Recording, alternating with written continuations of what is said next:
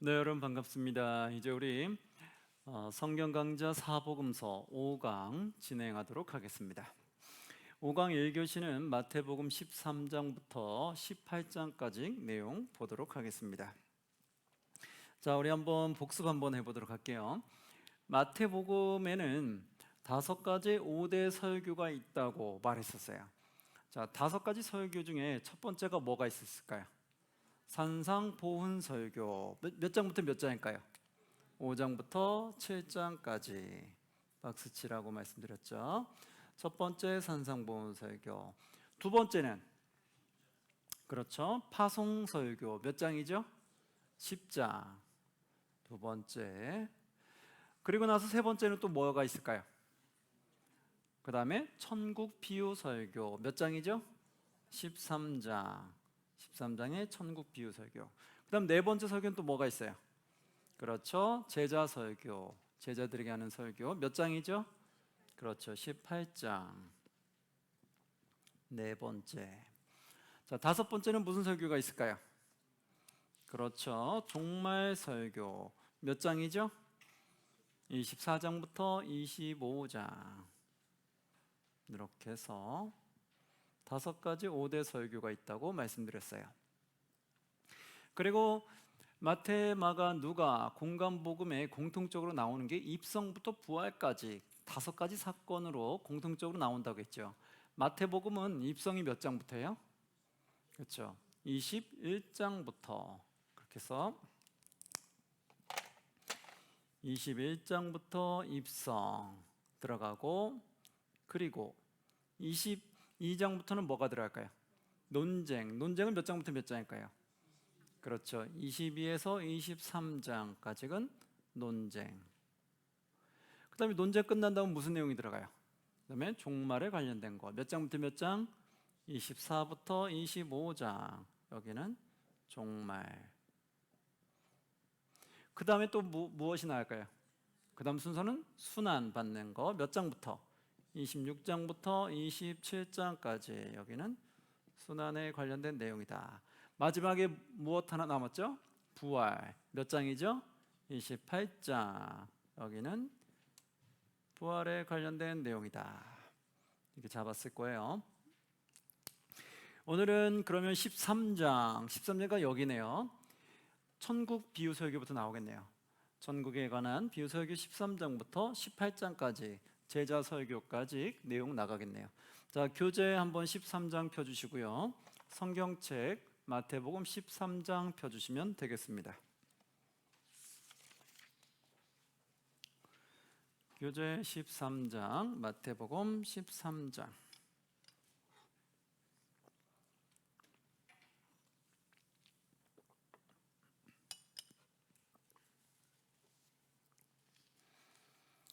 자, 다 펴셨죠? 한번 13장 내용 들어가 보도록 합니다. 우리 교재 먼저 보시면 교재에 13장부터 18장까지 밑줄 그어진 거에 주황색으로 한번 입혀보세요. 특수자료 내용이 어떤 게 있는가? 13장에는 10불 인자 비유 중에 163, 100배, 60배, 30배 거꾸로 내려오는 내용이 있다. 그 다음에 가라지 비유 내용, 그리고 해석, 가라지 해같이, 보아 진주 그물, 천국의 제자된 서기관. 14장에는 선지자로 여김, 또 무리를 걸은 데 있어서 베드로, 그리고 15장에는 체이병의 마가단 지경, 16장에는 표적을 요구할 때 요나가 등장했고 날씨가 등장했다. 누룩주의 사, 그리고 신앙 고백의 교회와 천국 열쇠, 그리고 예레미야 이름, 또 예루살렘, 따라오려면 무엇을 해야 되는지 각 사람의 행한 대로 갚으리라. 이 말씀. 17장의 해같이, 또 간질, 산을 저리로, 그리고 물고기 판세겔, 가버나움. 18장의 수호천사, 제자들 형제, 죄교회 공동기도, 베드로 70 곱하기 7, 만달란트 100데나리온. 자, 여기까지 18장에 보셨죠? 이게 그러면 마태복음에만 나오는 내용들인데 한번 내용 살펴보면서 이게 무슨 말인지 같이 보도록 할게요. 자, 마태복음 13장 봅니다. 자, 마태복음 13장 보시면 여기는 어떤 내용이냐? 씨 뿌리는 비유에 대한 거죠. 4절에 보면 길가, 5절에는 돌밭, 7절에는 가시떨기, 8절에는 좋은 땅이에요. 근데 좋은 땅에 떨어졌을 때 어떤 것은 100배, 어떤 것은 60배, 어떤 것은 30배 결실을 하였다. 이렇게 나왔어요. 100배, 60배, 30배 들어보셨어요? 근데 어떤 경우는 30배, 60배, 100배라고 우리가 많이 얘기하잖아요. 근데 여기는 거꾸로 말하죠. 그러면 이것은 100배, 60배, 30배로 나가는 것은 이것은 마태복음에는 그렇게 나와요. 그래서 우리가 역으로 100배, 60배, 30배 역으로 거꾸로 내려간다. 이거는 마태복음이구나라고 알면 되고, 마가복음, 앞전에 배웠던 마가복음은 어떻게 됐을까요? 우리가 잘 알고 있는 30배, 60배, 100배로 되어 있어요. 그래서 30배, 60배, 100배로 표현됐다. 그럼 이거는 마가복음이구나. 눈치를 채시면 되고, 역으로 100배, 60배, 30배로 거꾸로 내려온다. 그럼 어느 복음이에요? 그렇죠. 마태복음. 이해되시겠죠? 그 정도 구분하시면 돼요. 자, 그 다음에 이제 18장에 가면 13장 18절에 보면 그런즉 씨 뿌리는 비유를 들으라. 씨 뿌리는 거에 대해서 비유를 풀어주는데 19절에 보니까 아무나 천국 말씀을 듣고 깨닫지 못할 때는 누가 와서 악한 자가 와서 그 마음에 뿌려진 것을 빼앗나니 이는 곧 길가에 뿌려진 자다. 악한 자가 와서 말씀을 빼앗아간다. 이 악한 자가 다른 복음서에 보면 누구라고 나와 있을까요? 사탄, 마귀라고 다른 복음서에는 되어 있어요. 그래서 악한 자가 뺏는다는 것은 사탄, 마귀가 뺏는 거였구나 라고 보시면 돼요. 그래서 우리가 악한 자 하면 누구를 떠올리면 돼요? 사탄. 그럼 우리가 악한 행동들을 한다, 악한 생각을 한다, 누가 주는 거예요? 그렇죠. 그건 사탄이 주는 거다라고 인식하면 되겠죠. 그래서 우리 그리스도인들은 악한 길을 가면 될까요? 안 될까요? 안 된다. 왜요? 악한 길은 누가 주는 거니까? 사탄이 주는 거니까. 그래서 우리가 악한 생각, 악한 행동들을 안 하도록 우리가 성령님을 의지해서 계속해서 그것을 나에게 쫓아내는 작업들을 해야 된다. 자, 그 다음에 내용 쭉 보시면 되겠고요. 가라지 비유는 마태복음에만 나와요. 이 가라지 비유는 어떤 내용일까요? 24절, 25절에 보면 천국에 대한 비유가 나와요. 예수께서 그들 앞에 또 비유를 들어 이르시되 천국은 좋은 씨를 제밭에 뿌린 사람과 같다. 그렇죠. 천국은 뭐를? 좋은 씨를 제밭에 뿌린 사람과 같다. 천국을 좋은 씨에다가 비유를 했죠. 그때 사람들이 잘 때 그 원수가 와서 곡식 가운데 가라지를 덧뿌리고 갔다. 원수가 가라지를 덧뿌리고 갔다라는 거예요. 그런데 이것을 어떻게 했냐면 28절에 보시면 29절 한번 볼게요. 주인이 이르되 가만두라. 가라지를 뽑다가 무엇까지 뽑아요? 곡식까지 뽑을까 염려하노라. 그 30절 둘 다 추수 때까지 함께 자라게 두라. 추수 때에 내가 추수꾼들에게 말하기를 가라지는 먼저 거두어 어떻게 해요? 불사르게 단으로 묶고 곡식은 모아 내 곡간에 어떻게 한다? 넣으라 하리라. 결국 이 가라지를 마지막 때에 하나님이 심판하신다라고 말씀하시는 거죠. 그러면서 또 하나 31절에 보면 또 비유를 들어 이르시되 천국은 마치 사람이 자기 밭에 심은 무엇과 같다? 겨자씨 하나가 같다. 이렇게 말하죠. 가라지에 대한 비유는 마태복음에만 나오지만 이런 천국 비유는 또 다른 복음서도 조금씩 나와요. 그런데 여기서 보시면 천국은 마치 자기 밭에 갖다 심은 무엇과 같아요? 겨자씨 하나 같다. 겨자씨 하나를 무엇을 비유했어요? 천국. 그렇죠. 앞에 씨 뿌리는 자의 비유는 씨를 말씀으로 비유했죠. 여러분 이 씨가 해석이 각각마다 다르다는 거예요. 비유가. 그래서 씨는 하나로만 해석되지 않아요. 앞에서 씨 뿌리는 자에서는 그 씨는 말씀으로 풀이가 됐고 여기서 겨자씨는 무엇으로 풀이됐어요? 천국으로 풀이가 됐다. 우리 겨자씨 하나에 많이 얘기하잖아요. 그게 뭐예요? 천국인 거예요. 그러면 이 겨자씨로 무엇을 천국을 뜻하려고 했느냐? 천국은 겨자씨 하나 같으니 이는 모든 씨보다 작은 것이로되 자란 후에는 풀보다 커서 나무가 되매 공중의 새들이 와서 그 가지에 깃들이니라. 겨자씨 한 알이 매우 크게 풍성해지듯이 천국이 그렇게 매우 풍성해질 걸 말하는 거예요. 그래서 천국 하나님 나라는 무한적으로 확장해질 거다라는 걸 말하게 되는 거죠.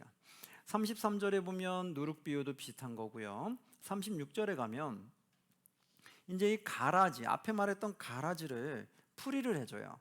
한번 보시면 38절에 37절 38절 대답하여 이르시되 좋은 씨를 뿌리는 이는 누구다? 인자였다. 38절 밭은 무엇이다? 세상이다. 좋은 씨는 누구예요? 천국의 아들들이요 가라지는 악한 자의 아들들이요. 즉 가라지를 뿌렸다는 것은 악한 자의 아들들이었다는 거예요. 그래서 39절 가라지를 뿌린 원수는 누구다? 마귀다. 그렇죠? 악한 자를 뿌린 건 마귀인 거예요. 이 땅에 악한 자들은 누가 뿌리는 거예요? 마귀가. 이 땅에 악한 자들은 누가 그럼 지배하는 거예요? 마귀가. 그래서 세상 권세를 누가 지배하고 있다고 말해요? 마귀가 지배하고 있다 말하는 거죠. 그것은 이 세상 하나님 믿지 않는 모든 자들을 마귀가 지배하고 있다라는 거죠. 그런데 39절에 보니까 가라지를 뿌린 원수는 마귀요 추수 때는 무엇을 말해요? 세상 끝이다. 추수꾼은 누구예요? 천사들이니. 그런즉 40절 가라지를 거두어 불에 사르는 것 같이 세상 끝에도 그러하리라. 즉 악한 자의 아들들은 다 불에 사른다. 42절에 보니까 풀무불에 던져진다 이렇게 말하죠. 그래서 그들이 어떻게 되느냐? 거기서 울며 뭐를 갈아요? 이를 갈게 되리라. 네. 그러니까 이 땅에 있을 때 하나님을 주인으로 믿지 아니하고 악하게 살아간 자, 자기 뜻대로 살아간 자들은 마지막 때에 풀무불에 던져지게 된다. 그게 바로 지옥불이라고 말하죠. 그래서 그들은 거기 가서 어떻게 해요? 슬피 울며 이를 간다. 그렇죠. 그럼 여러분 여기서 우리가 악한 생활을 하면 돼요, 안 돼요? 안 된다는 거죠. 그거 우리 정확히 아셔야 돼요. 악한 자는 결국 풀무불에 들어간다니까요. 우리가 교회만 다니면 교회 다니면서 악한 행동을 하면 된다는 거 안 된다는 거예요? 안 된다는 거예요. 교회만 다니면 악하게 살아도 나는 천국 간다? 이건 전혀 그런 말씀은 성경에 없어요. 성경에는 악한 자는 풀무불에 던져진다고 돼 있어요. 그러니까 그리스도는 당연히 그래서 선한 길을 갈 수밖에 없는 거죠. 그래서 그리스도는 당연히 선할 수밖에 없는 거고 그러다 보니까 그들이 이 세상의 빛과 소금이 될 수밖에 없는 거예요. 여러분 악한 자가 이 세상의 빛이 될까요? 선한 자가 빛이 될까요? 당연히 선한 자죠. 어떻게 악한 자가 이 세상의 빛과 소금이 되겠어요? 말이 안 되는 거죠. 이와 같이 하나님 믿는 자는 당연히 선한 길로 갈 수밖에 없고 선한 길로 가니까 당연히 이 세상의 빛과 소금이 될 수밖에 없다더라. 그런 거예요. 우리는 내가 이 땅에 빛과 소금 돼야지 내가 막 그렇게 내 의지를 한다고 되는 게 아니에요. 어떻게 돼요? 그냥 하나님을 나의 주인, 나의 왕으로만 모시면 돼요. 그러면 왕으로 모시면 내가 그분 뜻에 따라 당연히 순종하게 되고 순종을 통해 나는 당연히 빛과 소금의 역할을 감당하게 된다는 거예요. 그래서 그거는 성령님이 하시는 거니까 내가 하려고 하지 마시고 그냥 하나님께 나를 맡기면 되고 하나님은 나의 왕으로만 계속해서 삼으시면 돼요. 자, 그래서 우리가 많이 듣던 말이 있어요. 43절 함께 읽습니다. 그때에 의인들은 자기 아버지 나라에서 해와 같이 빛나리라. 귀 있는 자는 들으라. 아멘. 그렇죠. 그때 마지막 때에 의인들은 하나님의 주인으로 믿고 하나님 말씀에 순종하는 자들은 순종하며 살아가는 자들은 자기 아버지 나라에서 뭐같이 빛난다? 해와 같이 빛나리라. 아멘. 여러분 해같이 빛난다 많이 들어보셨잖아요. 그렇죠? 해같이 빛난다 이 표현은 마태복음에만 나올까요? 다른 복음서에도 나올까요? 잘 모르겠죠. 근데 마태복음에만 나옵니다. 잘 알아두세요. 해같이 빛난다 이 표현은 어디에만 나온다? 그렇죠. 마태복음에만 나온다. 이 정도 하면 이제 성경 공부할 만 나죠. 무언가 내용 나올 때 이거는 마태복음 나온다. 우린 금방 알고 보면 참 그래도 성경에 대해서 좀 재미가 있어질 거예요. 자, 귀 있는 자는 들은다. 이 말은 뭐예요? 하나님 말씀에 순종하려는 자, 겸손한 자, 하나님 말씀을 듣고자 하는 자들은 들으라는 거죠. 44절에 보니까 천국은 마치 밭에 감추인 무엇과 같아? 보화 같다. 이 보화를 발견했어요. 그럼 어떻게 될까요? 보니까 44절 중간에 이렇게 나와요. 사람 이를 발견한 후에 숨겨두고 기뻐하며 돌아가서 자기의 소유를 다 팔아 그 밭을 어떻게 한다? 사느니라. 예. 밭을 왜 살까요? 밭에 뭐가 있기 때문에? 보화가 있기 때문에 그런 거죠. 자, 이 보화는 뭐에 대한 비유라고요? 천국. 이 천국이 보화에 대한 비유죠. 그만큼 이 천국은 보화처럼 매우 값지다는 거예요. 그러니까 우리가 천국을 소유하기 위해서는 이 땅의 것을 내가 다 팔아서라도 천국을 소유하겠다는 거예요.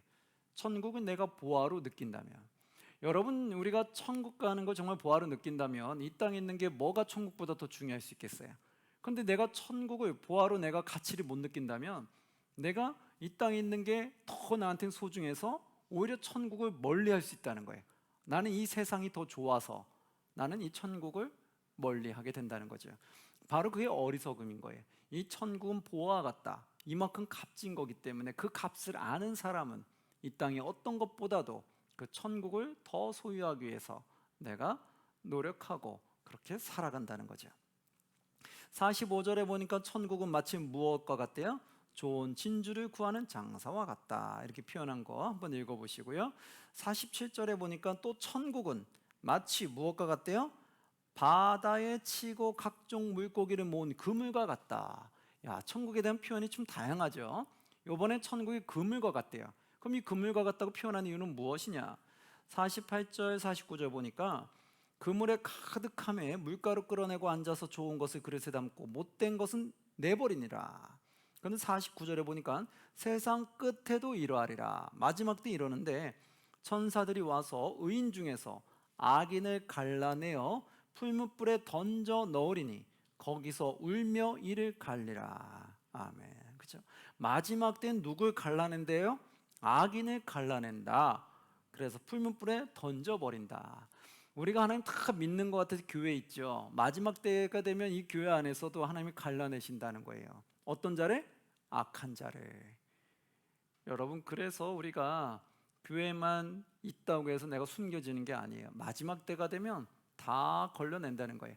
교회 안에서 누가 악한 자인가 다 걸러낸다는 거예요.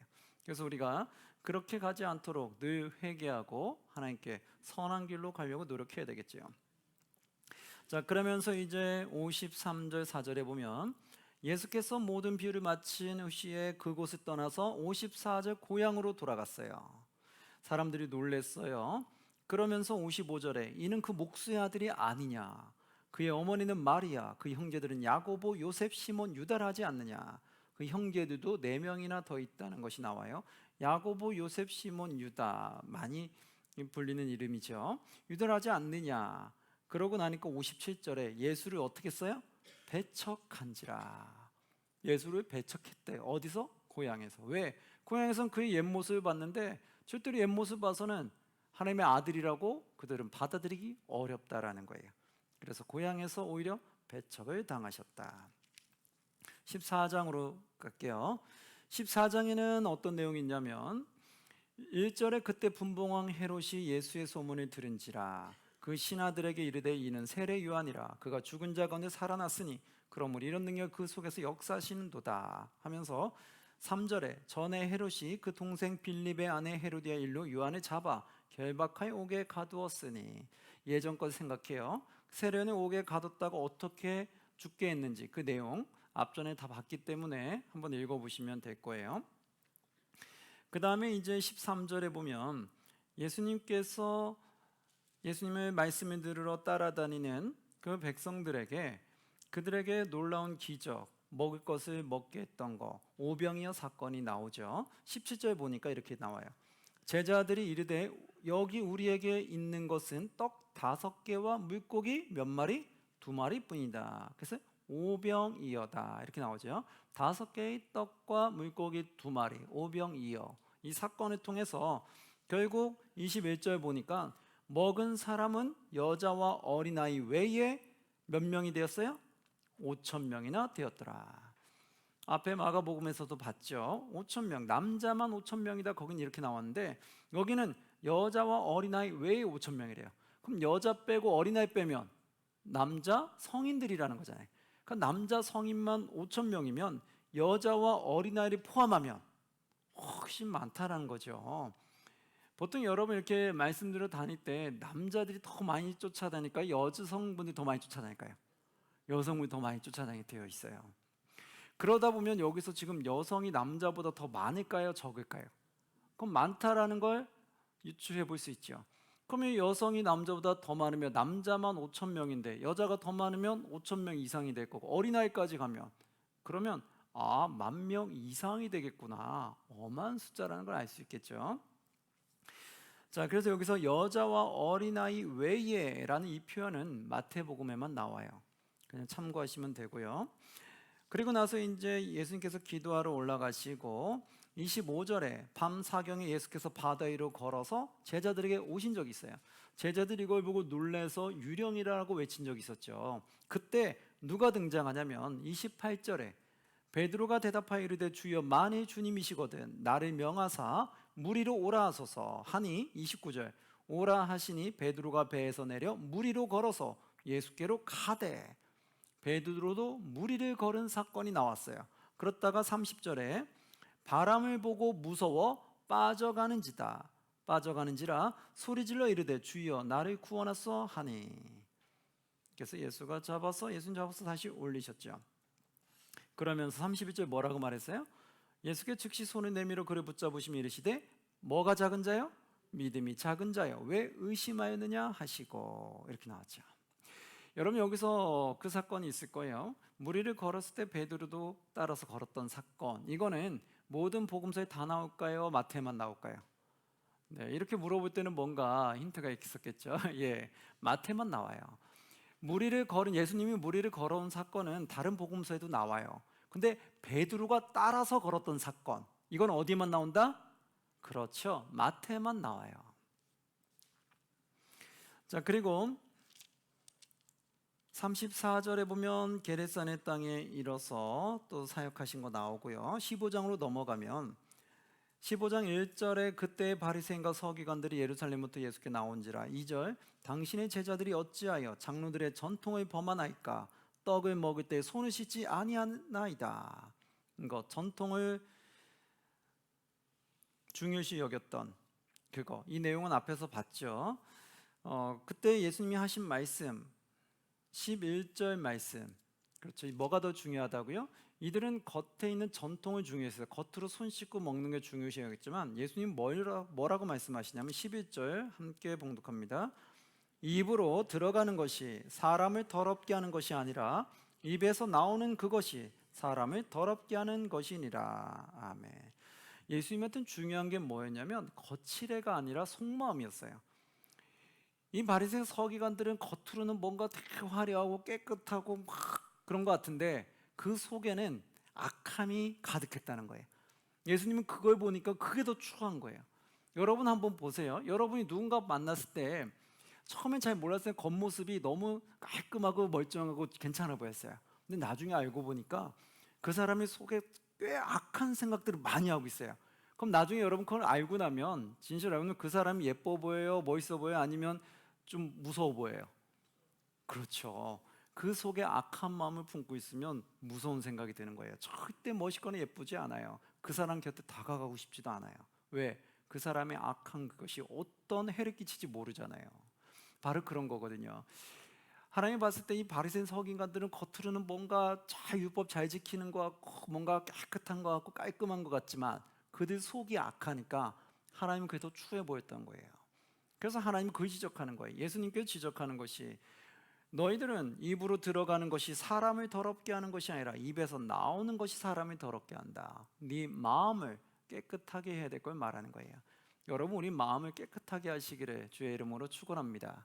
그래야지 우리가 좋은 말이 나오고 좋은 생각이 나오는 거예요. 내 마음이 악하면 나쁜 말이 나오고 나쁜 생각이 나오게 되는 거예요. 예수님이 그걸 지적한 걸 잘 보셔서 우리는 이 길을 따라가면 안 되겠죠. 자, 그러면서 이제 14절 많이 하는 구절이잖아요. 그냥 두라. 그들은 맹인이 되어 맹인을 인도하는 자로 돼. 만일 맹인을 인도하면 둘이 다 어디에 빠져요? 구덩이에 빠지리라 하니라. 맹인을 인도하면 아무 소용이 없다라는 거죠. 그래서 영적으로 열려 있어야 돼요. 영적으로 닫힌 자는 다른 사람을 아무리 인도한다고 해도 오히려 구덩이에 빠질 뿐인 거죠. 영이 열려야 된다. 21절 22절에는 두루와 시돈 지방에서 가나안 여자의 그 딸을 치유하는 사건이 있었죠. 우리도 잘 아는 것처럼 27절에 여자가 이르되 주여 올소이다마는 개들도 제 주인의 상에서 떨어지는 부스러기를 먹나이다. 이 말했던 사건이 있잖아요. 철저하게 나를 낮추고 하나님께 간청했던 거. 그러자 28절 이에 예수께서 대답하여 이르시되 여자여 내 믿음이 뭐하다? 크도다. 내 소원대로 되리라 하시니 그때로부터 그의 딸이 뭐했다? 나으니라. 그렇죠? 만약에 본인의 자존심을 살렸으면 그러면 이 치유의 사역이 나타났을까요? 안 나타났을까요? 안 나타나겠죠. 어떻게 예수님 그렇게 표현합니까? 저 내 딸 구원 안 시켜도 됩니다. 치유 안 해도 됩니다. 저는 기분 나빠서 더 부탁 못 하겠습니다. 이렇게 떠나버렸으면 아마 치유는 못 일어날 거예요. 여러분, 하나님 앞에 나아갈 때 우리가 내 자존심을 세울 필요가 있을까요? 없겠죠. 근데 우리는 자꾸 신앙생활할 때 내 자존심 때문에 신앙생활이 계속 꼬이는 상황이 발생될 때가 있어요. 내 자존심 조금 내려놓으면 그러면 내가 하나님 말씀에 순종하는 게 조금 나을 수 있는데 내 자존심이 강하면, 내 자아가 강하면 그때는 하나님 말씀에 순종하는 게 참 어렵고 교회 질서에 따르는 것도 꽤 어려워요. 왜? 난 내가 더 중요하니까, 내 자아가 더 세니까 그 교회 질서에 순응하는 것도 어렵고 하나님 말씀에 순종하는 것도 어렵고 하나님 앞에 철저히 내 자존심을 내려놓기가 어려우니까 하나님께 간구하는 것도 어려워지더라. 그러다 보면 하나님의 역사하심을 체험하지를 못하게 된다는 거예요. 여기서 이 가나안 여인은 자기의 자존심을 버렸기 때문에 결국 하나님의 역사하심, 치유하심을 얻게 됐다는 거죠. 그것이 무엇이냐? 너의 믿음이 크도다 이렇게 말했어요. 내 자존심, 나의 생각, 나의 자아를 내려놓고 오직 하나님의 능력을 의지하고 나아갈 때 그때 기적이 일어난다는 거예요. 그 다음에 내용 쭉 보시면 되겠고요. 그 다음에 어떤 사건이 나오냐? 칠병이어 사건이 있어요. 34절에 보니까 예수께서 이르시되 너에게 떡이 몇 개 있느냐? 이르되 7개와 작은 생선 2마리가 있습니다. 그래서 칠병이어 떡 7개와 2마리의 생선, 2마리 생선이 있다. 그러자 이제 그를 데리고 많은 사람들을 먹게 했어요. 그리고 38절 먹은 자는 여자와 어린이 외에 몇 명이다? 4,000명이다. 그러면 남자만 4,000명인 거죠. 여자와 어린아이 포함하면 당연히 또 이것도 10,000명이 넘겠죠.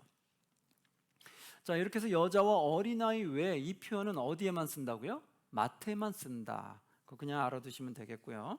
16장으로 넘어가면 16장의 1절에 바리새인들과 사두개인들이 와서 예수를 시험하여 하늘로부터 오는 무엇을 보이기를 청한다? 표적 보이기를 청한다. 이 사건 앞에서 보셨을 거예요. 한번 읽어보시면 되고 예수를 뭐 했다고요? 시험했다. 이걸 보면 이게 더 악하듬을 알 수 있죠. 그리고 13절로 가면 빌립보 가이사랴 지방에 이르러서 예수님께서 제자들에게 물어봤어요. 사람들이 나를 누구라 부르냐? 이르되 더러는 세례 요한, 더러는 엘리야, 어떤 이는 예레미야나 선지자 중에 하나이다 이렇게 나오잖아요. 이 표현 중에 조금 차이점이 뭐냐면 다른 복음서에서는 세례 요한이나 엘리야나 또는 선지자 중에 하나이다 하더이다 이렇게 나와요. 그럼 지금 누구 이름이 한 명이 더 들어갔어요? 그렇죠. 예레미야가 더 추가됐죠. 예레미야가 더 추가된 것은 마태복음에만 나와요. 그래서 이렇게 예수님을 표현할 때 예레미야라는 표현이 나왔다. 그럼 이건 무조건 마태복음이에요. 나머지는 세례 요한이냐 엘리야나 선지자 중에 하나다 이렇게 표현한다는 거 보시면 되겠고요. 그러면서 여기서 또 특징이 있는 게 뭐냐면 베드로에게 물어봤어요. 16절 시몬 베드로가 대답하여 이르되 주는 그리스도시요 살아계신 하나님의 아들이시나이다 이렇게 얘기했어요. 그러자 17절 예수께 대답하여 이르시되 바요나 시몬아 너에게 복이 있도다. 이는 너에게 알게 하니는 혈육이 아니요 누구다? 하늘에 계신 내 아버지시나이다. 베드로가 이렇게 살아계신 하나님의 아들이다라고 고백한 것은 혈육이 아니라 하늘에 계신 내 아버지다. 하나님이 그것을 알게 하셨다는 거예요. 그러니까 우리가 예수님이 나의 구원자 메시아라는 게 느껴지는 거, 하나님의 나의 창조주다라는 게 믿어지는 거, 이것은 결국 누가 주시는 거예요? 하나님이 주시는 거다. 그러니까 우리가 지금 믿고 이 자리에 온 것만 해도 얼마나 큰 복인지 알겠죠? 내가 믿어진 게 누구의 은혜라고요? 하나님의 은혜다. 그러면 다른 사람들 내가 아무리 복음 전해도 그들이 안 믿어지는 이유는 결국은 하나님이 그 마음에 아직 안 주신 거잖아요. 그러면서 불쌍한 거죠. 그게 하나님한테 아직 선택되지 못한 그 영혼을 보는 거예요. 우리는 선택됐다는 거, 그게 은혜인 거죠. 그래서 우리가 그런 사람들을 보았을 때 조금 안쓰럽고 불쌍하게 느껴지는 그 마음이 드는 게 바로 이것을 통해서 알 수가 있는 거예요. 우리는 선택되어졌다는 게 매우나 감사하겠지요. 그러면서 하나는 18절의 이 내용 들어보았을 거예요. 또 내가 너에게 이르노니 너는 베드로라. 내가 이 반석 위에 내 무엇을 세운다? 내 교회를 세우리니 음부의 권세가 이기지 못하리라. 그리고 19절 내가 천국 열쇠를 누구에게 준다? 너에게 주리니 너가 땅에서 무엇을 매면 하늘에서 매일 것이요 너가 땅에서 무엇을 풀면 하늘에서 풀리리라 하시고, 이렇게 말했던 표현. 지금 베드로에게 내가 이 반석 위에 내 교회를 세운다는 말과 그리고 내가 천국 열쇠를 너에게 주겠다, 이 표현 들어봤을 거예요. 이건 마태에만 나올까요? 다른 복음서에서 나올까요? 예, 힌트가 주어졌죠. 어디만 나올까요? 마태에만 나온다. 아시겠죠? 천국 열쇠를 들은 것 같다. 그럼 이거 다 어디예요? 마태복음이다. 아시겠죠? 이걸 이렇게 비교 안 해드리면 나중에는 뭐 천국 열쇠 줬다는 말 들어도 그래 이거 복음서에서 듣긴 들은 것 같아. 근데 어디서 들었지? 하면 전혀 몰라요. 성경을 아무리 읽어도 천국 열쇠 준 거는 알겠는데 이게 어느 복음서인지 전혀 구분이 안 돼요. 그런 것처럼 이렇게 조금 잡아놓고 나중에 성경을 읽으시면 나중에 더 명확하게 선명하게 들어오게 되겠죠. 자, 21절에 보면 예루살렘에 올라갔을 때 제3일 만에 부활한다는 것을 말씀해 주셨고요. 그때 베드로가 인간적인 생각으로 안 됩니다라고 막았죠. 그렇다고 무슨 소리를 들었어요? 사탄아 내 뒤로 물러가라. 이렇게 23절 한번 볼까요? 예수께서 돌이키시되 베드로에게 이르시되 사탄아 내 뒤로 물러가라. 너는 나를 넘어지게 하는 자로다. 그렇죠? 하나님의 뜻을 인간의 생각 때문에 막으면 그것이 바로 사탄의 행위다라는 걸 알 수 있죠. 그래서 우리는 누군가 주의를 한다고 하는 데 있어서 우리가 뭐 내 생각으로 막거나 이렇게 돼서는 안 되겠지요. 자, 그러면서 하나 보시면 26절 많이 들었던 말씀일 거예요. 26절 함께 봉독합니다. 사람이 만일 온 천하를 얻고도 제 목숨을 잃으면 무엇이 유익하리요? 사람이 무엇을 주고 제 목숨과 바꾸겠느냐? 아멘. 많이 들어봤죠. 이 말은 뭘까요? 너희가 온 천하를 얻어도 목숨을 잃으면 이 온 천하를 얻은 게 아무 소용없지 않냐? 그 말은 뭐예요? 너희가 영생이 그만큼 중요하다는 거죠. 너희가 영생을 얻지 못하고 이 생명이 영원한 지옥불로 떨어지면 이 땅에 많은 걸 가진들 무슨 소용이 있냐는 거예요. 그러니까 너의 영혼을 구원하는 게 가장 중요하다. 그것을 심어주는 거죠. 그래서 이 내용으로 조금 각색된 말이 있어요. 우리 복음을 전할 때 혹시 이런 말 들어보셨어요? 한 영혼이 천하보다 귀하다. 들어보셨어요? 이 말 표현이 성경책에 있을까요? 없을까요? 예, 있다고 생각되는 분도 있고 없다고 생각되는 분도 있겠죠. 제가 왜 이렇게 물어봤을지 잘 모르겠죠. 자, 한 생명이 천하보다 귀하다. 이 말씀은 성경에 없어요. 아셨어요? 한번 성경 읽어보신 분들은 찾아보셨어요? 한 번도 안 찾아졌을 거예요. 근데 사람들은 그 말을 써요. 근데 뭔가 들은 것 같아서 그렇구나라고 우리도 전도할 때 막 그런 말을 했었어요. 근데 성경 읽을 때는 한 번도 안 나와. 신구약 어디를 읽어도 안 나와. 왜 그랬을까요? 그게 바로 지금 우리가 읽은 이 본문 말씀을 각색한 거예요. 이 본문 말씀에서는 무슨 표현이냐면 너희가 천하를 얻고 한 생명을 잃으면 천하를 얻은 게 아무 소용 없지 않느냐 이거예요. 그러니까 너희 그 목숨이 그 영생이 더 중요하다라는 것을 표현해 준 건데, 한번 보시면요 25절 한번 볼까요? 누구든지 제 목숨을 구원하고자 하면 뭐한다? 잃을 것이요 누구든지 나를 위해 제 목숨을 잃으면 뭐한다? 찾으리라. 그러면서 26절 사람이 많이 온 천하를 얻고도 제 목숨을 잃으면 무엇이 유익하리요? 사람이 무엇을 주고 제 목숨과 바꾸겠느냐. 하나님 말씀하신 것은 너희가 이 땅에 온 천하를 다 가져도 너 영혼이 죽음으로 간다면 아무 소용없지 않느냐라는 거예요. 우리가 이 땅에서 생명을 잃었어요? 그럼 여러분한테 얼마나 많은 돈을 준다고 해도 여러분 그게 가치가 있어요 없어요? 없죠. 근데 생명을 걷어가 버리면 아무 가치가 없잖아요. 바로 그 표현이었거든요. 그러니까 너희는 이 세상을 쫓지 말고 무엇을 쫓아라? 하나님의 영광을 위해 쫓아가라. 그 뜻이었던 거예요. 너희의 그 영생을 위해서 세상의 가치를 내려놓으라는 거예요. 아무리 세상에 많은 걸 너가 가져도 하나님이 너의 생명을 오늘에도 걷어가면 아무 소용없지 않느냐는 거죠. 또한 더 넓게 보면 영원한 생명이 지옥불에 들어가면 이 땅에서 점 같은 삶 아무리 잘 살아도 무슨 소용이 있냐는 거예요. 영원한 삶이 끔찍하게 살아가는데 바로 그 표현이었거든요. 그런데 이것을 각색을 해버린 거예요. 그것을 뭐냐면 그래 천하를 얻어도 이건 생명의 가치가 안 되잖아. 그러니까 그 한 생명이 천하보다 더 귀하구나 이렇게 각색이 돼버린 거예요. 이해되시겠어요? 그래서 원래는 한 생명이 천하보다 귀하다는 말씀은 성경에 없었지만 온 천하를 얻는 것보다 이 목숨이 더 중요하다는 것을 바꿔서 각색을 해서 이 목숨이 천하보다 더 중요하다 그거를 한 영혼에다 갖다 대버린 거예요. 이해되시겠죠? 저 한 영혼의 목숨이 온 천하보다 더 귀하지 않느냐. 그러니까 원래 이 본문하고는 조금 다르지만 각색해서 전도에 사용한 거예요. 그래서 우리가 그 말은 뭔가 많이 들어본 것 같지만 그 말 표현은 성경에 없다. 그리고 바로 이 말씀이 있는 건데 이 말씀이 그렇게 각색됐다. 이해되시겠죠? 그렇게 여러분 보시고 이게 만약에 나는 잘 모르겠다 궁금하다면 성경을 한번 처음부터 끝까지 신약을 또 쫙 읽어보세요. 한 생명이 천하보다 귀하다 이 문구가 있는지 한번 찾아보세요. 못 찾을 거예요. 자, 한번 계속 내용 들어갑니다. 17장. 자, 그래도 이런 새로운 사실 하나 알고 나면 그래도 조금 여러분들 뭔가 좀 얻은 것 같죠. 아, 나 전혀 몰랐는데 이런 거였구나. 예, 이게 성경 공부의 미묘입니다. 내가 몰랐던 것을 알아가는 거. 자, 17장으로 가면 17장에는 변화산 사건이 있죠.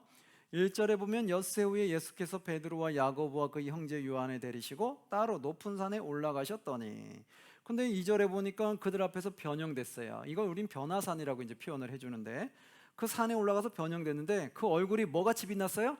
해같이 빛나며 옷이 빛과 같이 휘어졌더라. 얼굴이 해같이 빛났다. 이건 어디에만 쓰는 표현이라고요? 마태복음. 그렇죠. 앞에도 보면 앞에서도 해같이 빛난다는 표현이 있었잖아요. 그렇죠? 그건 어디에만 쓰는 내용이라고요? 마태복음. 그 정도는 아시면 되겠죠. 해같이 빛난다. 여러분 찬양에도 해같이 빛나리 찬양 있죠. 그럼 이거는 어느 복음서를 인용한 거예요? 그렇죠. 어떻게 이렇게 잘 아세요? 예, 마태복음에서 인용한 노래 가사말이었던 거예요. 자, 그 정도만 아시면 되겠죠. 자, 그러면서 내용 쭉 읽어보시고요. 15절에 보면 이제 간질로 고생하는 아들 그 치유하는 내용이 있어요. 그거 한번 내용 읽어보시고요. 그러면서 이제 24절로 가면 가버나움에 이르는데 반세계 받는 자들이 베드로에게 나와 이르되 너의 선생은 반세계를 내지 아니하느냐 이렇게 묻는 반세계를 내는 이 내용이 있어요. 이 내용은 마태에만 나옵니다. 성전세라고 해서 1년에 한 번 반세계를 내야 되는 게 그들의 룰에 있었다고 해요. 그러다 보니까 베드로에게 와서 너희는 왜 반세계를 안 내냐라고 묻는 거예요. 그러자 25절 이르되 내신다 하고 집에 들어가니 예수께서 먼저 이르시되 시몬아 너의 생각은 어떠하냐? 세상 임금들이 누구에게 관세와 국세를 받느냐? 자기 아들에게냐 타인에게냐? 당연히 자기 아들에게는 안 받겠죠. 그래서 26절 베드로가 이르되 타인에게니이다. 예수께서 이르시되 그렇다면 그들은 그 아들들은 세를 면하리라. 이 말은 뭐냐면 성전세를 내는 거면 예수님은 하나님의 아들이잖아요. 성전의 주인이시잖아요. 그러면 예수님은 낼 필요가 없다라는 거예요. 그러나 이 인간들은 그거를 못 받아들이겠죠. 그래서 어떻게 하느냐? 27절. 그러나 우리가 그들이 실족하지 않게 하기 위해서 너가 바다에 가서 낚시를 던져 먼저 오르는 고기를 가져다가 고기를 잡아서 입을 열면 돈 뭐가 있어요? 한 세겔을 얻을 것이니라. 가져다가 나와 너를 위하여 주라. 나 반세겔 너 반세겔에서 한 세겔이 되는 거죠. 한 세겔을 줘라 이런 거예요. 그러니까 인간들에게 맞춰주는 것을 보게 되는 거죠. 그러면서 여기서 한 세계를 얻는 이걸 보면서 야, 역시 예수님은 인간과 다르다는 것도 느끼죠. 한 세계를 얻는 방법도 참 물고기 한 마리 잡아서 그 안에서 나올 걸 누가 알았겠어요. 그러니까 이거는 우리가 할 수 없는 전지전능한 능력을 경험하게 되는 거예요. 그럼 여러분 한 세겔이라고 했는데 이 세겔은 대체 얼마를 말할까요? 자, 이제 우리 앞에 좀 보면 알겠죠. 화폐 단위 앞쪽을 한번 보세요. 교재 앞쪽에 화폐 단위가 있죠. 자, 교재 앞쪽에 화폐 단위 쪽 보면은 세겔이 어딘지 빨리 찾아보세요. 보통 세겔이라고 하면 은을 말한다고 했어요? 금을 말한다고 했어요? 은이죠. 만약에 금을 말할 때는 세겔 앞에 뭐를 쓴다고요? 금이라는 말을 꼭 쓰게 되어 있다. 아시면 되겠죠? 자, 세겔 어디 나와요? 중간 찾으셨어요? 유대 말 중에 세겔, 그럼 은세겔은 얼마래요? 가치가 일반 노동자의 4일 품값이죠. 그러면 그 세겔은 4일 동안 일한 품값이면 우리가 하루 품값이 10만 원 잡으면 얼마 정도가 되는 거예요? 40만 원 돈이 되는 거죠. 그럼 여기서 반세겔은 얼마일까요? 그렇죠, 20만 원인 거죠. 반세겔은 1일 품값인 거예요. 여기서 반세겔 냈다는 것은 2일 품값을 내라고 했다는 거예요. 그래서 한 세겔을 냈으니까 4일 품값을 낸 거겠죠. 이해되시겠죠? 자, 이걸 모르면 우리가 한 세겔 내릴 때 이 한 세겔의 가치가 뭐야? 이런다고요. 이 화폐의 가치를 못 배우신 분들은 이런 것 단위가 나올 때마다 전혀 모르고 읽어요. 그냥 문하면 한 문하구나. 세겔이면 그냥 세겔인가 보다. 달란트는 그냥 달란트인가 보다. 그 얼마의 가치가 있는지도 전혀 모르고 성경을 볼 때가 있다라는 거죠. 그래서 이런 건 화폐의 단위를 조금 배우신 분들이 그래도 성경을 이해할 때 조금 더 피부로 빨리 와닿게 되죠. 자, 이 한 세겔은 4일 동안 일한 가치의 그 돈이었어요. 그거를 낸 거다. 그래서 반세겔 내라고 한 것은 이틀의 품값을 내라고 했던 거다. 알겠죠? 18장으로 갈게요. 자, 이제 18장에 가면 1, 2절에 그때 제자들이 예수께 나와 이르되 천국에서는 누가 크니까? 제자들도 이게 궁금했던 거예요. 세상에서의 그 논리를 가지고 천국의 잣대를 대려고 했어요. 대체 천국에서는 누가 큽니까? 여기서는 부와 권력이 많은 사람이 크다고 하면 대체 천국에서는 누가 큽니까? 라고 했죠. 그랬다가 한마디 듣게 되죠. 4절 함께 봉독합니다. 그러므로 누구든지 이 어린아이와 같이 자기를 낮추는 사람이 천국에서 큰 자니라. 아멘. 여러분, 우리의 생각과 너무 달랐어요. 세상에서는 부와 명예가 많으면 큰 자라 생각했어요. 근데 천국은 누가 큰 자예요? 자기를 낮추는 자. 낮춘 자가 천국에서는 큰 자다. 여러분, 천국에 큰 자가 되기 원합니까? 그럼 어떻게 하면 돼요? 자기를 철저히 낮추시면 돼요. 나를 낮추면 낮출수록 내가 더 천국에서는 큰 자가 된다. 내가 이 땅에 자꾸 나를 높이면 높일수록 어떻게 되는 거예요? 천국에서는 한없이 낮아지게 된다. 예. 그러면서 이제 6절에 보면 누구든지 나를 믿는 이 작은 자 중에 하나를 실족하게 하면 차라리 연자맷돌이 그 목에 달아서 깊은 바다에 빠뜨리는 것이 낫다. 이 표현은 앞에서 보았을 거예요. 한번 읽어보시면 되겠고요. 내가 죄를 짓게 하는 그것은 어떻게 되냐? 오히려 잘라내거나 뽑아낼 정도로 그렇게 강한 마음을 갖고 잘라내지 않으면, 뽑아내지 않으면 어떻게 된다? 온 몸이 지옥불로 들어간다는 거죠. 그러니까 온 몸에 지옥불이 안 들어가려면 너의 그 죄를 끊어내고 나머지가 천국으로 들어가는 게 낫다라는 그 표현을 하고 있죠. 그래서 여러분, 우리한테 죄가 없도록 우리는 늘 끊어내야 된다는 거죠. 그 죄를 끊어내지 못하고 계속 갖고 살아가시면 안 돼요. 10절에 한번 볼게요. 10절에는 삼가의 작은 자 중에 하나도 업신여기지 말라. 작은 자 중에 하나도 업신여기지 말라. 너에게 말하노니 그들의 천사들이 하늘에 계신 내 아버지 얼굴을 뭐한다? 항상 배옵느니라. 그래서 업신여긴 자라고 해서 함부로 대하면 안 된다는 거예요. 이 세상은 어때요? 업신여기는 게 많죠. 작은 자다 생각하면, 나보다 작다, 작은 자다 생각하면 업신여기려고 하잖아요. 근데 하나님 믿는 백성들 그렇게 하면 된다 안 된다? 안 된다. 왜요? 그들의 천사들이 하늘에서 하나님께 다 얼굴을 보고 보고하기 때문에. 이걸 우리는 단어 표현을 뭐라고 해요? 수호천사라고 말하게 되죠. 하나님의 백성들에게는 하나님의 천사들이 따라다니면서 보호하고 지키신다. 그럼 우리에게도 하나님의 천사들이 있을까요, 없을까요? 있다는 거예요. 그래서 우리가 하나님을 구하시면 돼요. 그래서 사탄이 나한테 들어오지 못하도록 천사에게 나를 보호할 수 있도록 하나님께 기도하면 되겠지요. 자, 그렇게 해서 이제 그들의 천사들이 하나님께 보고하기 때문에 그들을 업신여길 수 없다. 이 수호천사 내용은 어디에만 나온다고 했어요?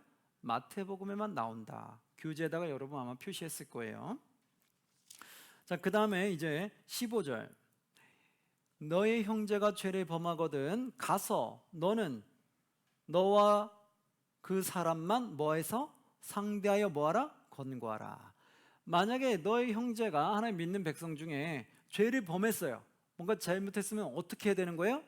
먼저 너와 그 사람과만 상대하여, 너와 그 사람만 단둘이 만나서 권고하라는 거예요. 잘못하니까 많은 사람 앞에서 드러내고 막 그 사람을 수치를 주는 게 아니라 누군가 잘못했으면 내가 조용히 불러서 내가 조용히 단둘이서 권고하라는 거예요. 여러분 대놓고 사람 비난하고 비판하고 그런 거 하지 마세요. 그거 좋지 않다는 거예요. 내가 조용히 따로 불러서 권고해라. 근데 권고해서 들으면 다행이고 안 들을 수도 있잖아요. 따로 불러 얘기했는데 안 들어. 그럼 어떻게 되겠어요? 성경에 나오죠. 16절. 만일 듣지 않거든 그때는 어떻게 해요? 한두 사람을 데리고 가서 두세 증인의 입으로 말마다 확증하게 하라. 결국 한두 사람 더 데려가서 두세 증인 입으로 말하는 거예요. 다른 사람이 보기에도 당신이 그것이 잘못된 거다라고 같이 말해야 되는 거예요. 왜? 내 혼잣말은 안 들으니까. 누군가 그럴 수 있잖아요. 야, 그건 너 생각이지. 너와 나와 생각이 달라서 그런 거지. 난 잘못된 게 아니야. 이럴 수 있잖아요. 죄의 길을 가는데도 못 깨닫을 수 있죠. 그러면 두세 사람이 해서 같이 얘기할 수 있는 거예요. 이구동성으로. 야, 아니야, 이건 네가 잘못한 거야. 이거는 원래 그렇게 하나님 말씀대로 그렇게 가면 안 되는 건데 넌 지금 이렇게 가고 있잖아. 거의 두세 사람이 얘기를 했을 때 그러면 한 사람 얘기만 들었을 때는 아니다 싶을 수 있는데 두세 사람 얘기하니까 그런가? 라는 생각이 들 수도 있겠죠. 그렇게 해서 또 고칠 수도 있는 거예요. 돌이킬 수도 있는 거예요. 근데 어떤 사람 완악해서 그거 듣지 않을 수도 있죠. 두세 사람이 아무리 얘기해도 끝까지 자기는 잘못했다고 안 하고 자기 끝까지 나는 이것이 절대 잘못된 거 아니냐고 안 고치려고 할 수가 있죠. 회개 안 하려고 할 수가 있죠. 그럼 어떻게 해야 되겠어요? 17절 말씀이 이렇게 나오죠. 만일 그들의 말도 듣지 않거든 이제 어디에 말해요? 교회에 말하고. 이때 이제 교회에다가 건의를 하는 거예요. 교회에다가 말하고 교회의 말도 듣지 않거든. 교회 말에서 교회가 건의했을 때는 들어야 되는데 교회 말도 듣지 않는다. 그럼 어떻게 되는 거예요? 듣지 않거든 이방인과 세리와 같이 여겨라. 그렇죠? 이방인과 세리. 그 말은 뭐예요? 완전 끊어지는 거죠. 이제 여기선 출교당하는 거를 말하는 거죠. 여러분 만약에 한 사람이 가서 얘기했어요. 조용히 해결하려고 얘기했는데 들으면 다행인데 안 들었어. 두세 사람이 가서 같이 얘기했는데 그것도 안 들었어. 그럼 교회다 얘기했어. 그럼 교회의 건의로서 이제 교회에서 얘기를 하겠죠. 제안을 하겠죠. 건의를 했는데 거기서 건면 또 안 들었어. 거기서도 들으면 다행인데 안 들었어요. 그럼 어떻게 되겠어요? 그때는 이제는 출교되는 거예요. 아예 그 공동체에서 이제 끊어지는 거예요. 왜요? 그 정도 악한 정도면 그대로 두면 어떻게 되겠어요? 이 공동체가 무너져 버리는 거예요. 그러니까 악을 행한 거에서 그렇게 하면 안 된다고 권면하고 또 교회 차원에서까지 그에게 지도했는데 그것까지 교회 말까지 안 듣는다. 그러면 그때는 이제 끊어낼 수밖에 없는 거예요. 그렇게 말을 안 듣는 사람이면 그러면 결국 같이 있게 되면 공동체가 다 무너질 수 있어요. 병들 수 있기 때문에 교회의 권면까지 안 듣는 사람은 절대로 그 공동체에 함께 할 수가 없다. 여러분 그걸 잘 기억하셔야 돼요. 그래서 교회를 운영하는 것도 항상 이렇게 좀 가셔야 돼요. 처음부터 잘못한 것을 가지고 단둘이 이랬던 권면도 안 해보고 많은 사람 앞에서 막 망신을 준다거나 많은 사람들 앞에 다 소문내고 다니거나 내가 일단 불러서 먼저 얘기도 안 해보고 먼저 다른 사람들 다 소문 펼치는 경우 있잖아요. 그러면 된다 안 된다? 안 되겠죠. 많은 사람한테 망신을 주는 것도 그렇고요. 그래서 그런 거 절차를 지키세요. 일단 내가 먼저 얘기해보고, 안 되면 두세 사람, 그래도 안 되면 교회에다가 얘기하고, 그래도 안 되면 그때서 출교다. 공동체에서 이제는 단절되는 되는 거다. 그래서 그렇게 가는 것이 하나님의 나라를 보호하고 지키는 거다. 우리 말씀에 그렇게 나오죠. 자, 그 다음에 보시면 18절 19절에 우리가 많이 듣던 말이죠. 진실로 너에게 이르노니 무엇이 너희가 땅에서 매면 하늘에서 매일 것이요 무엇을 땅에서 풀면 하늘에서 풀리리라. 많이 듣던 거죠. 19절 진실로 다시 너에게 이르노니 너희 중에 두 사람이 땅에서 합심하여 무엇인지 구하면 하늘에 계신 내 아버지께서 그들을 위하여 이루게 하시리라. 아멘. 이 말씀 많이 들어봤잖아요. 이 말씀은 마태복음에만 나올까요? 다른 복음서에 나올까요? 네, 이제 좀 눈치채셨어요? 제가 물을 때는 힌트를 주는 거죠. 어디에만 나올까요? 그렇죠, 잘 아시네요. 마태복음에만 나와요. 여러분 이 표현 많이 하잖아요. 우리 두세 사람이 기도하면 두세 기도하는 것은 하나님이 함께 하실 거고, 두세 합심 기도하면 구하면 하나님이 다 이루게 하신다. 한번 20절 말씀도 볼까요? 이 말씀을 많이 하실 거예요. 20절 함께 봉독합니다. 두세 사람이 내 이름으로 모인 곳에 나도 그들 중에 있느니라. 아멘. 여러분 많이 들었잖아요. 자, 그럼 이거는 마태복음에만 나오는 내용이었는데요. 그럼 이 내용을 좀 풀어주면 우리는 19절에 진실을 진 너에게 이르노니 너희 중에 두 사람이 이 땅에서 합심하여 무엇인지 구하면 이렇게 나오죠. 이 무엇이 하나님 나라와 의를 위한 걸까요? 내 나라와 의를 위한 걸까요? 그렇죠. 성경은 늘 똑같이 얘기해요. 하나님 나라와 의를 위해서 구하라고 말해요. 그러면 너희 모든 것을 하나님이 주시리라. 채워주시리라. 그래서 여기서 너희가 무엇이든지 구하면, 이 말은 뭐냐면 너희가 두 사람이 이 땅에 합심하여 하나님 나라와 의를 위해서 무엇이든지 구하면 하늘에 계신 내 아버지께서 그들을 위하여 이루게 하시니라. 아멘. 바로 이 말씀이었던 거예요. 이걸 만약에 모르고 이것만 보신 분들은 이야 무엇인지 구하면 주신다네? 그러면 내 탐욕과 욕심 위해서 구해야 되겠다. 이런 분들이 많다는 거예요. 하나님 저 이거 잘 되게 해주세요. 이거 잘 되게 해주세요. 저거 잘 되게 해주세요. 이게 대박 나게 해주세요. 다 무엇인지 구하면 된다잖아. 여러분 아시겠죠? 이거는 완전히 목표가 완전 어긋나 버린 거예요. 표대가 완전히 어긋나 버린 거예요. 하나님은 하나님 나라와 의를 위해서 무엇인지 구하면 주신다고 한 건데, 이것을 모를 때는 내 나라와 의를 위해서, 내 탐욕과 욕심을 위해서 무엇인지 구하면 주신다 이렇게 착각하고 그쪽으로만 구하시는 분들이 있어요.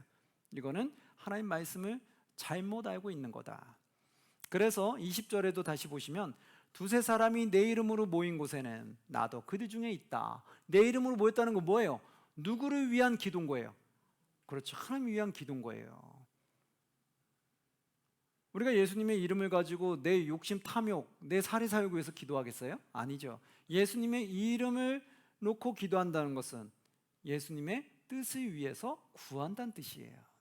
그래서 예수님의 이름으로 모인 곳에는 나도 그들 중에 있다. 자, 그 다음에 22절에 보면 예수께서 이르시되 내게 이르니 7번뿐만 아니라 7번을 몇 번까지? 70번까지라도 할지니라. 이것은 뭐냐면 21절에 베드로가 이렇게 물어봤어요. 그때 베드로가 나와 이르되 주여 형제가 내게 죄를 범하면 몇 번이나 용서하여 주리이까? 7번까지 하오리까? 이렇게 묻는 거예요. 하나님 믿는 형제는 뭐예요? 하나님 믿는 자들이죠.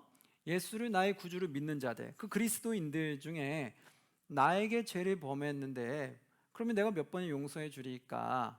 그러니까 7번이면 됩니까? 이렇게 말했더니 7번을 70번까지 해라. 야, 7번을 70번이면 꽤 긴 거죠. 이 말은 뭐예요? 계속해서 용서해 주라는 거예요. 그가 회개한다면, 그가 잘못을 구한다면 용서해 줘야 된다라는 거예요. 그 이유가 무엇이냐?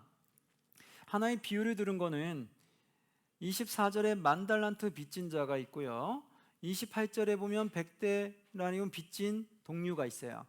이 비유를 통해서 말씀해 주는데, 이 말은 뭐냐면 100대 만달란트라는 것은, 달란트는 꽤 큰 돈이잖아요. 앞에 화폐 가치를 보시면 아실 거예요. 그런데 그 만달란트는 엄청난 거잖아요. 이것을 그 왕이 사해 준 거예요. 그런데 자기는 그 사함을 받아놓고선 자기 동료가 자기네 100데나리온을 빚진 거예요. 데나리온은 며칠 품삯이에요? 하루의 품삯이죠. 그럼 100데나리온은 100일 동안 일한 품삯인 거예요. 그거는 달란트에 비하면 어마어마하게 작은 숫자인 거예요. 그런데 이 작은 거 100데나리온을 가지고 자기한테 빚진 자가 자기도 용서해달라고 했는데 자기는 용서를 안 해주는 거예요. 자기는 10,000달란트나 되는 것을 용서를 받아놓고 자기는 100데나리온을 용서를 안 해준다는 거죠. 이 말은 표현은 뭐냐면 우리가 하나님한테 용서를 받아놓고서 나는 다른 사람을 용서해 줄 수 없냐라는 거예요. 우리는 하나님께 용서를 받아놓고 너는 왜 용서를 안 해주냐라는 거예요. 하나님이 너 7번만 용서해 줄게 이러면 여러분 7번 이상 짓는 죄는 어떻게 되는 거예요? 차곡차곡 쌓여서 지옥불에 들어가겠죠. 끊임없이 우린 죄를 짓잖아요. 근데 끊임없이 회개하면 하나님 끊임없이 사해 주신다고 했잖아요. 그래서 우리가 천국에 들어갈 수 있는 거잖아요. 이와 같이 너희도 이 땅에서 다른 사람들이 너에게 잘못했을 때 너에게 용서를 구하면 어떻게 해요? 끊임없이 용서해 주라는 거예요. 나는 딱 7번만 용서해 주. 그 이상은 난 절대 안 봐줘. 절대 못 봐줘. 이런 마음 버리라는 거예요. 이해되겠죠? 자, 그 내용인데 한번 너희가 여러분이 읽어보시면 되겠고요. 35절에 그래서 이렇게 나오죠. 너희가 각각 마음으로부터 형제를 뭐하지 아니하면 용서하지 아니하면 나의 하늘 아버지께서도 너희에게 뭐같이 한다? 이와 같이 하시리라. 아멘. 아시겠죠? 다른 사람이 나에게 잘못한 것을 용서를 구할 때 내가 용서를 내가 받아주지 않는다. 그러면 하늘에 계신 아버지도 너의 죄를 용서해 주지 않는다는 거예요. 이해되시겠죠? 그럼 내 죄가 계속 쌓이는 거예요. 그럼 나는 천국에 들어갈 수가 없다는 얘기죠. 바로 이게 무슨 말이잖아요. 그래서 하나님한테 내 죄를 늘 끊임없이 사함받는 것처럼 나도 다른 사람이 나에게 용서를 구할 때는 몇 번이라고 딱 정하지 마시고 계속해서 용서해 주면서 가시라는 거예요. 이해 되겠죠? 자, 여기까지 해서 오늘 18장 내용까지 보았습니다. 자, 그러면 수고하셨고 조금 쉬었다가 또 2교시 진행하도록 하겠습니다. 여러분 수고하셨습니다. 네.